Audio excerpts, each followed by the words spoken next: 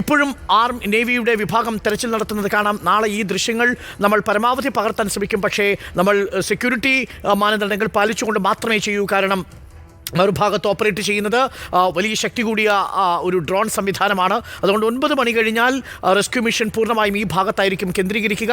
അതിനു മുൻപ് ഈ രാത്രിയിൽ കഴിയുമെങ്കിൽ ഈ വരുന്ന മണിക്കൂറുകളിൽ തന്നെ നമ്മുടെ പ്രിയപ്പെട്ടവനെ ഈ പുഴയിൽ നിന്ന് ഈ പ്രതികൂലമായ കാലാവസ്ഥയിൽ രക്ഷിച്ചെടുക്കാൻ കഴിയുമോ എന്നുള്ളതാണ്. പലപ്പോഴും മനുഷ്യൻ അസാധ്യമായത് മറ്റൊരാൾ ചെയ്യും എന്നുള്ള ഒരു കൽപ്പിത വാക്യമുണ്ടല്ലോ. അങ്ങനെ ഒരു വലിയ മിറക്കിളിന് വേണ്ടി നമ്മൾ കാത്തിരിക്കുകയാണ് ഈ നിമിഷവും. നമ്മളുടെ ആർമിയിൽ, നമ്മളുടെ നേവിയിൽ, നമ്മുടെ NDRF-ൽ നമുക്ക് അത്രമേൽ വിശ്വാസമുണ്ട്. ഏകദേശം 3:30 കൂടിയാണ് ഈ റഡാറിൽ ശക്തമായ സിഗ്നൽ ലഭിച്ചത്, സോണാറിൽ ശക്തമായ സിഗ്നൽ ലഭിച്ചിരിക്കുന്നത്. ദീപക് മലയമ്മ, നമുക്ക് ചുരുക്കി ഇങ്ങനെ പറയാമെന്ന് തോന്നുന്നു, ഈ ദിവസത്തിൻ്റെ തിരച്ചിൽ 11 മണിയോടുകൂടി അവസാനിക്കും. ഇപ്പോഴും ലോങ് ബൂം എക്സ്കവേറ്റർ ഗംഗാവാലിയിൽ മണ്ണ് നീക്കി തുടരുകയാണ്. അത് 11 മണി വരെ തുടരും. നാളെ 9 മണിയോടുകൂടി ഡ്രോൺ ബേസ്ഡ് ഡിറ്റക്ഷൻ സിസ്റ്റം എത്തും. പക്ഷേ അപ്പോഴും ഈ എക്സ്കവേഷൻ അത് രാവിലെ തന്നെ തുടരും എന്നാണ് മനസ്സിലാക്കാൻ സാധിക്കുന്നത്. ഇനിയുള്ള 2-3 മണിക്കൂർ 4 മണിക്കൂറുകൾ വളരെ നിർണായകമാണ്. ഒരു പക്ഷേ ഈ ലോറിക്കടുത്തേക്ക് എത്താൻ സാധിച്ചാൽ ഈ നേവി സ്കൂബ വിഭാഗം രാത്രിയിലും ഒരുപക്ഷെ ഊളിയിട്ട് നമ്മുടെ പ്രിയപ്പെട്ടവനെ കരയ്ക്ക് കൊണ്ടുവരുമോ എന്നതാണ് ചോദ്യം. അതിനുള്ള സാധ്യത എത്രത്തോളമുണ്ട്? അതാണ് ഏറ്റവും പ്രധാനപ്പെട്ട ചോദ്യം. നാളെ വരെ നമുക്ക് കാത്തിരിക്കാനാവാത്ത വിധമുള്ള കാത്തിരിപ്പാണ്. അത്രമേൽ സമ്മർദ്ദമുണ്ട്, അത്രമേൽ ആശങ്കകളുണ്ട്. ദീപക്,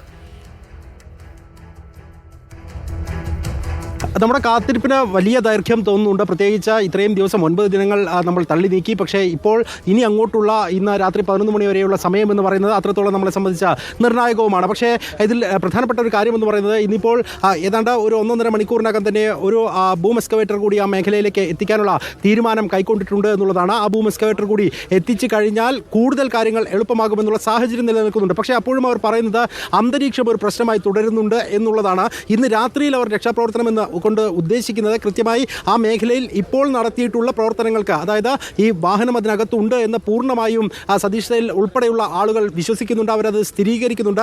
മറ്റ് ലോറികളൊന്നും തന്നെ അവിടെ ഇല്ലല്ലോ എന്നുള്ള ചോദ്യമാണ് നേരത്തെ MLA ചോദിച്ചിട്ടുള്ളത്. അതുകൊണ്ട് തന്നെ ഇന്ന് അവിടെ മണ്ണ് നീക്കുന്ന പ്രവർത്തനം അല്പം കൂടി പുരോഗമിച്ച് കഴിഞ്ഞാൽ മറ്റൊരു ബൂം എക്സ്കവേറ്റർ കൂടി ആ മേഖലയിലേക്ക് എത്തിക്കുമെന്നുള്ള തീരുമാനമെടുത്തിരിക്കുന്നു. ഒപ്പം തന്നെ അവിടെ ഒരു ബർത്ത് ഒരുക്കാനുള്ള തീരുമാനമാണ് എടുത്തിരിക്കുന്നത്. അങ്ങനെ ഒരു ബർത്ത് ഒരുക്കിയിട്ട് കൃത്യമായി ആ മേഖലയിൽ കൂടുതൽ സജീവമായി നിന്നുകൊണ്ട് മണ്ണെടുപ്പ് നടത്താനുള്ള ക്രമീകരണങ്ങളാണ് ഒരുക്കുന്നത്. അതാണ് ഇന്ന് നടക്കുക എന്നുള്ളതാണ് ഞാൻ അവരുടെ വാക്കുകളിൽ നിന്നും പൂർണ്ണമായി മനസ്സിലാക്കുന്നത്. അതിനപ്പുറത്തേക്ക് അരുൺ പറഞ്ഞതുപോലെ ആ വാഹനം ഇന്ന് പുറത്തെടുക്കാനുള്ള നടപടികൾ ഉണ്ടാകുമോ എന്നുള്ളത് നമ്മുടെ ആകാംക്ഷയോടുകൂടി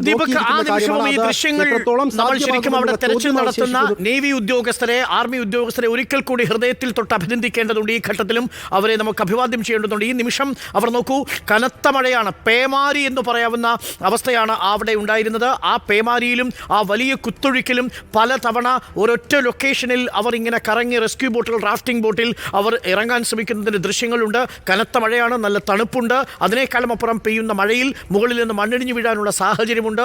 എല്ലാ പ്രതിസന്ധികളെയും അതിജീവിച്ചുകൊണ്ടാണ് ഒരു മനുഷ്യന് വേണ്ടി, ഒരു VVIPക്ക് വേണ്ടി, നമ്മുടെ അർജുന് വേണ്ടിയുള്ള ആ തെരച്ചിൽ സൈന്യം നടത്തുന്നത്. ആ സൈന്യവും ഒപ്പം നേവിയും നടത്തുന്ന വലിയ തെരച്ചിലിന് നമ്മൾ ശരിക്കും ഹൃദയത്തിൽ നിന്ന് തന്നെ ഒരു അഭിവാദ്യം അർപ്പിക്കണം. ഒപ്പം ശരവണനുണ്ട്, ഒപ്പം ജഗന്നാഥ ഹനുമന്തപ്പയുണ്ട്. ഇവരെ രണ്ടുപേരെയും നമുക്കിനി തിരികെ പിടിക്കേണ്ടതുണ്ട്. ലോകേഷുണ്ട്. 3 പേരുടെ ശരീരങ്ങളാണ്, അല്ലെങ്കിൽ 3 പേരെയാണ് നമുക്ക് തിരികെ പിടിക്കേണ്ടത് കർണാടകയിൽ നിന്ന്. ഒപ്പം മലയാളിയായ അർജുനെയും. ഇവരെ തിരിച്ചു പിടിക്കാൻ വേണ്ടിയുള്ള ഒരു ഭഗീരഥ പ്രയത്നം എന്ന് നമുക്ക് പറയാം. 9ാം നാൾ പിന്നിടുന്നു. ഇന്ന് 9ാം ദിവസം സൂര്യൻ അസ്തമിക്കുമ്പോഴും പ്രതീക്ഷയുടെ നേരിയ വെളിച്ചം ഒരു സിഗ്നലായി, റഡാറിലെ സിഗ്നലായി, ഒപ്പം സോണാറിലെ സിഗ്നലായി ഒരൊറ്റ ലൊക്കേഷനിലേക്ക്, ഒരൊറ്റ ഫോക്കസിലേക്ക് നമ്മൾ ശ്രദ്ധ കേന്ദ്രീകരിക്കുന്നു. ഇനി ഗംഗാവാലിപ്പുഴയുടെ തീരത്ത് നിന്നും 30 മീറ്റർ അകലെ 15 മീറ്റർ താഴ്ചയിൽ അവരുണ്ട് എന്ന് നമുക്ക് പ്രതീക്ഷിക്കാം. നമുക്ക് ബാക്കിയുള്ള 3 പേരുടെയും കാര്യങ്ങളെക്കുറിച്ച് വ്യക്തമായ സ്ഥിരീകരണം എത്തിയിട്ടില്ല. അവർ ഇതിനോടൊപ്പം തന്നെ ഉണ്ടാകുമോ, മറ്റു മാറി എവിടെയെങ്കിലും ആയിരിക്കുമോ, അതല്ല ഗോകർണം കടലിൽ നേരത്തെ നമ്മൾക്ക് കിട്ടിയ ഒരു ഡെഡ് ബോഡി പോലെ മറ്റെവിടെയെങ്കിലും അനാഥമായിട്ടുണ്ടാകുമോ എന്ന വിവരം നമുക്കിനിയും വ്യക്തവുമല്ല. ജഗന്നാഥ് ഹനുമന്തപ്പ, ഒപ്പം ലോകേഷ്, ശരവണ, ഇവരെയും നമ്മൾ ഓർമ്മിക്കണം. നമ്മുടെ പ്രിയപ്പെട്ടവരാണ്. ഇവരും നമുക്കൊപ്പം തന്നെ. ഭാഷ മറ്റൊന്നാണെന്നേ ഉള്ളൂ. അവരും നമ്മളോടൊപ്പം ഈ കാലത്ത് ജീവിച്ച മനുഷ്യരാണ്. അവരെയും നമുക്ക് തിരികെ പിടിക്കണം. അതിനുള്ള ഒരു സംവിധാനം കൂടിയാണ്. പക്ഷേ അർജുന് വേണ്ടിയുള്ള ഈ എഫേർട്ട്, അർജുന് വേണ്ടിയുള്ള ഈ തിരച്ചിൽ ഒരൊറ്റ പോയിന്റ് മാത്രം ലക്ഷ്യമിട്ടുകൊണ്ടുള്ള തിരച്ചിലാണ് കാണുന്നത്. സമാനതകളില്ലാത്ത തിരച്ചിലെന്ന് ഈ ഘട്ടത്തിൽ നമുക്ക് പറയണം. ഇപ്പോൾ പോയിന്റ് ലൊക്കേറ്റ് ചെയ്ത് കഴിഞ്ഞു. 11 മണി വരെയും ആ ഭാഗത്ത് തിരച്ചിലുണ്ടാകും. അതിനുശേഷം തിരച്ചിൽ നടത്തുന്നതിന് സാങ്കേതിക തടസ്സമുണ്ട് എന്നാണ് MLA പറഞ്ഞിരിക്കുന്നത്.